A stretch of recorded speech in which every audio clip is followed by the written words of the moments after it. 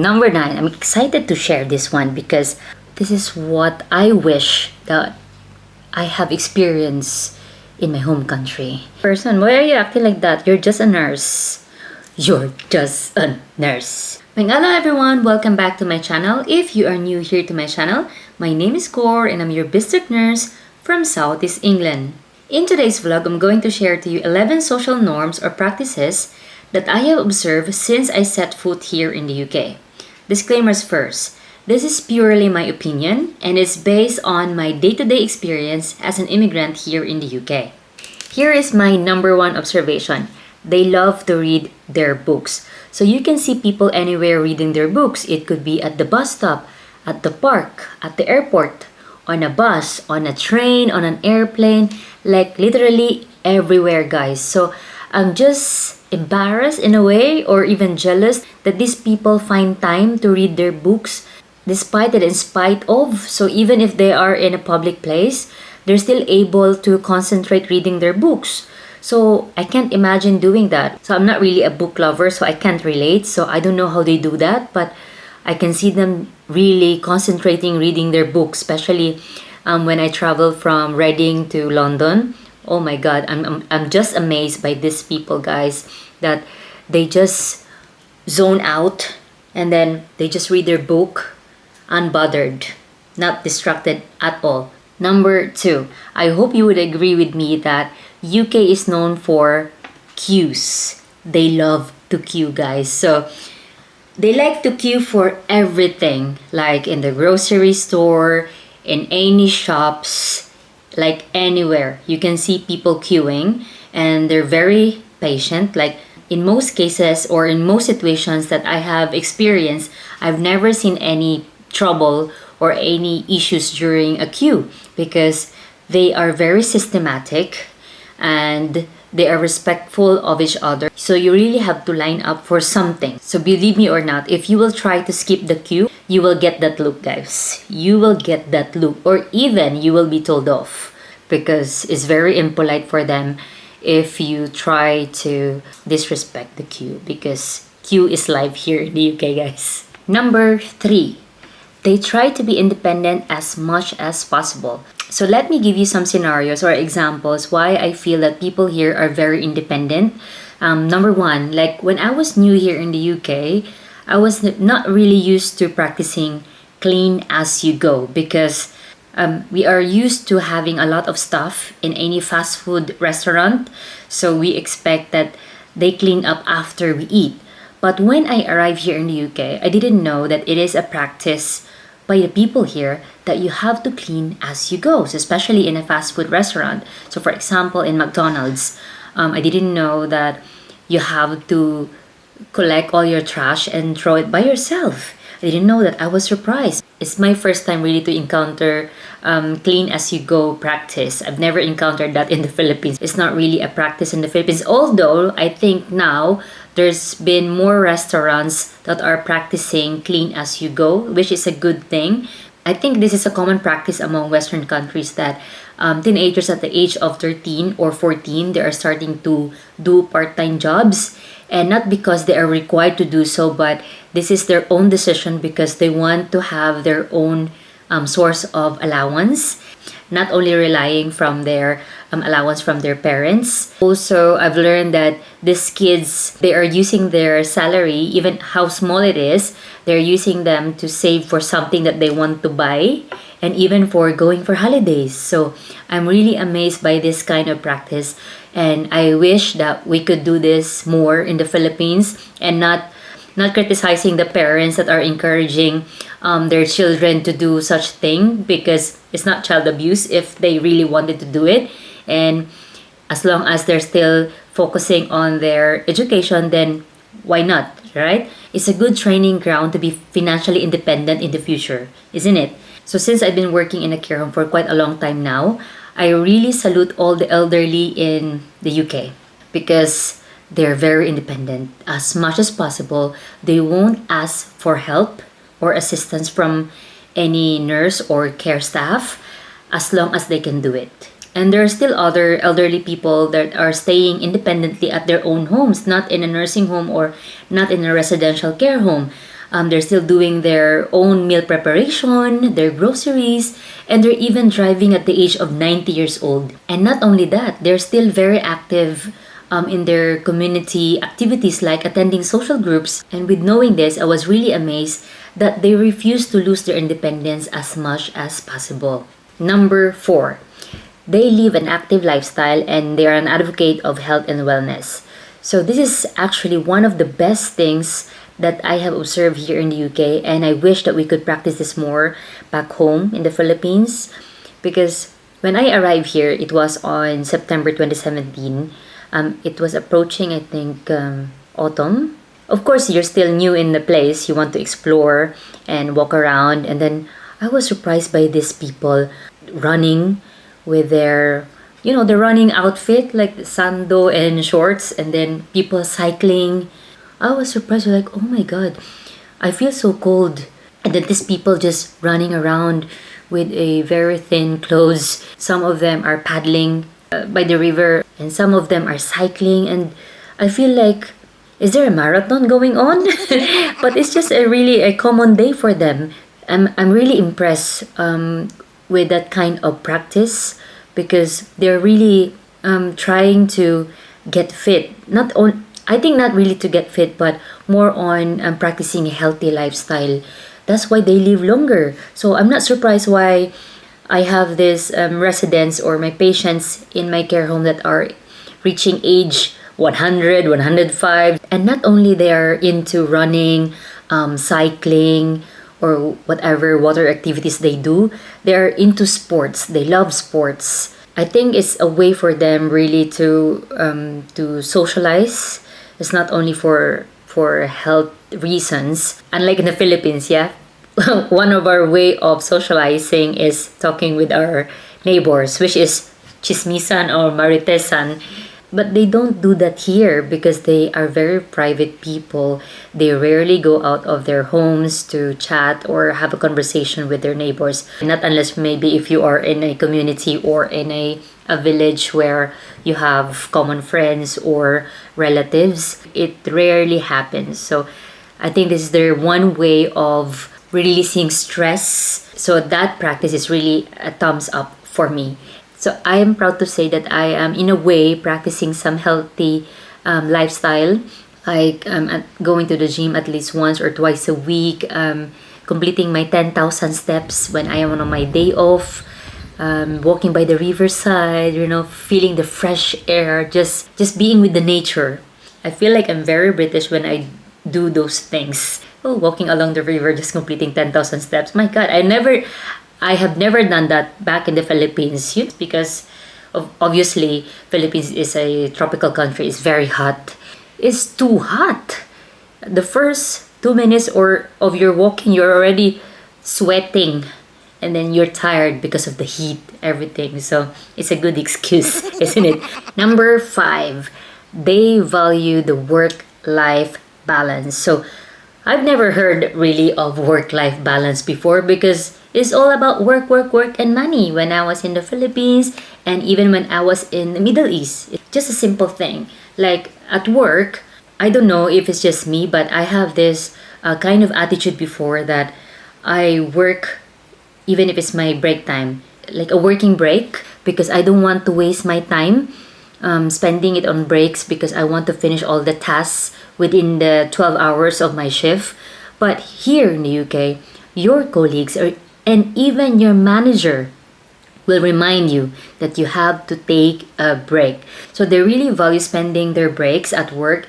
Either it's a paid or unpaid break. So it's really important for them, and you have to respect it. Another thing about the work-life balance is that the people here are always looking forward for a holiday, a break away from the UK actually. Even for a short period of time, they want to get away from the terrible weather here in the UK. So their favorite holiday country would be Spain, because it's warm and not too expensive. So they really try to save their money towards a holiday. Unlike us, I'm guilty with this, because immigrants are always just thinking about saving money or sending money. It's a sad reality that we don't prioritize this kind of things. But it should be, because mental health is extremely important, guys. And having a holiday is like a breather in between. So once in a while, you need to be restarted, reboot, so you can function better. English people are known to be polite, but they can be overly polite. So they say sorry a lot of times, even if it's unnecessary. Ukraine's deputy. Excuse me, I do beg your pardon. I was trying to suppress that, not successfully. Third wave of coronavirus infection with fresh lockdowns in France and in Poland. I do beg your pardon. And this is very contagious, believe me, very contagious. Like, they say sorry for everything, even though they cause a very little inconvenience for another person. Number 7, they handle difficult situation with sarcasm. So this kind of practice or like attitude could be a bad or a good thing. Like, for example, in a workplace, when they're pissed off of something, they'll deal with sarcasm, especially with responding to emails. They can be really blunt, but still professional. Is that right? Like, blunt but still professional. And then they have this different level of humor, which I like.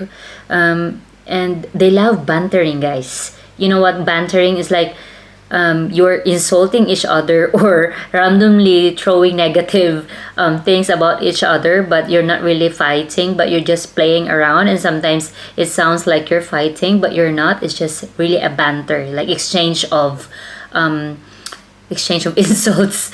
But for me, it's fun. If you get their humor, they're really fun to converse with. If you are a snowflake, that's what they call it. If you're very sensitive, well, you cannot handle the British humor and sarcasm, guys. They won't do a banter with you if they're not comfortable with you. So that's it. So since I have mentioned that they have a distinct humor here in the UK, you would observe this through their television ads or radio ads, or even in print ads. It's not common advertising. It's very witty. Number 8, they are very sentimental people. They love to give gifts, even the simplest ones. And this is one of the things that I adore here while living in the UK, especially with writing letters and cards. Oh my God, they love their cards. If you could put up a business here in the UK, it could be a stationery business. They love giving cards. For example, like Valentine's Day, especially Christmas days. I'm telling you guys, all the business establishments that's selling cards during Christmas Day, boom, they have a very high sales during those seasons. It's really a heart-melting gesture to receive a card from a person that remembers you on special days like your birthday or Christmas Day. So I love that thing about here in the UK. And number 9, I'm excited to share this one because I think this practice, this is what I wish that I have experienced in my home country. My number 9 is they celebrate with you and not force you to celebrate for them. Do you know what I mean? So what I mean is, for example, for birthdays. And I'm really surprised when I was invited for a birthday party here in the UK because the plan was to dine out in a restaurant. Well, I was informed actually by my husband how it goes here. So he already gave me some orientation about the practices here in the UK. So he told me that, oh, there's a birthday celebration of one of my colleagues and we're going to dine out in a restaurant, in a nice restaurant, but we had to pay for our own food. I was like, really? So this is really? That's the practice here. So you have to pay for your own food, your own drinks. And I was like, oh, that's a first for me. I have never heard that kind of tradition before. It's my first time to really hear that. And I'm glad to know that this is how the British people do it during your birthdays because it will save you a lot of money. Okay, example, it's my birthday and then they will organize a birthday dinner for you and then they will invite all your friends or colleagues at work and then they will reserve this restaurant. So once we finish all the meals and the drinks, we finish with all the chit chat and socializing, the bill comes in. So the total is, for example, 500 pounds. And there's 10 of you, including you, the celebrant, so 10. So they will divide that 500 pounds among 9 people. So not including you, you're the birthday celebrant. So they will divide the money among themselves. So their treat for you is a free dinner. So that's a good thing, right? So they won't allow you to pay for your own food and drinks because that's their way of celebrating your birthday. Apart from giving gifts, yeah, because they love to give gifts. Although you should not expect to receive a gift, no, because they already organized a birthday dinner for you. But that gesture of really taking care of the bill and you won't have to worry about it is already a gift. It's already a good gift. And I wish that we also do that in the Philippines, guys. It's not that, oh, it's your birthday. Where are we going tonight? Where are we eating tonight? It's like you're pressuring the birthday celebrant to treat you for a dinner or snacks. So I'm just really amazed by that kind of practice. So now you're aware that if you're invited to a birthday party or a birthday dinner, do not expect that the celebrant will take care of the bill. Not unless if the celebrant has announced in advance that, oh, don't worry about the bill, guys. I'll be taking care of them. Oh, amazing richness. So we are now down to our number 10. And number 10 is they are advocate for sustainability. So this is one of the good things, really. Well, everything that I have mentioned is about all the good things about here in the UK. I've never mentioned any negativities because let's just observe positive vibes in my YouTube channel. So they support thrift shops, whether it's a physical store or an online platform. Example, they have a lot of charity shops here. For me, it's not only about sustainability, but it's about giving back. It's a win-win situation for you guys because you have decluttered your home and you are able to help those people that are in need. They have a lot of shops, online platform shops, selling second-hand items or pre-love items like Vinted and Depop. Speaking of Depop, I have a newly established Depop account, so please follow me on that account. I'll put it here. So that's my Depop account. I'm selling some vintage jackets and a mixture of my pre-love items, so you can check them out, guys. I'm still a newbie on that platform, so please support me. So number 11, this could be the last in my list, but definitely this is the highlight of the things that I am amazed of about the UK, and it is they treat people equally in most cases. So I'm not saying that this is applicable for everyone, but this is just based on my experience so far living here in the UK. Let me give you some examples that why I feel that they treat people equally. I am used to referring to senior colleagues as sir or ma'am, but here they don't do that. They call their bosses, their seniors, on a first name basis. And I was shocked. And I was calling my manager ma'am. So they only refer to a person as sir, madam, or ma'am if they have significant contribution to the society or if a person is involved in a public service and that has greatly contributed to the UK. So that's why they don't randomly address people with ma'am, sir, or madam. Okay? So now you know. So apart from that, based on my experience, I don't feel any seniority at work because we are like treated equally no matter how long you've been working in a company or in a workplace. Even though if you're a newbie or you're the pioneer of that company, you will be treated equally. So far in my experience, I've never felt that I have to bow to my seniors. Although I still treat them and as a senior, but most of them, they don't want for you to feel inferior of them because you have the same profession. The only difference is the length of experience. So relating to that about no seniority is that we have equal opportunity for career growth. It doesn't matter if you're still a new employee or you are a pioneer in the company. If you want to have a climb in the job ladder, you have to work for it. So you have to go through all the trainings or other qualifications that would put you eligible to that position.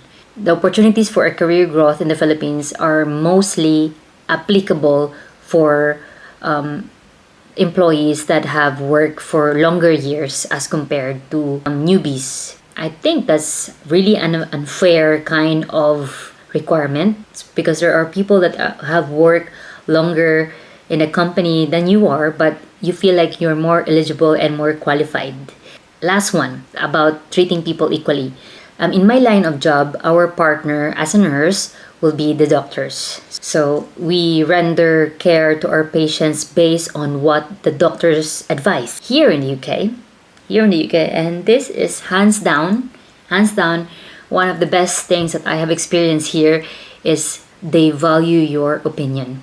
I'm not saying that they don't value you, but it's the truth. Back home in the Philippines, doctors are gods. Not all of them. I do have friends that are doctors, that they're not acting like gods, but 80% of the doctors that I knew and I have encountered are treated like gods, and the nurses are treated like slaves. This is just my honest opinion, guys. So if you bash me, I think a lot of nurses will support me with this. It seems like the nurses are just the shadow of the doctor, and our opinions are not really valuable.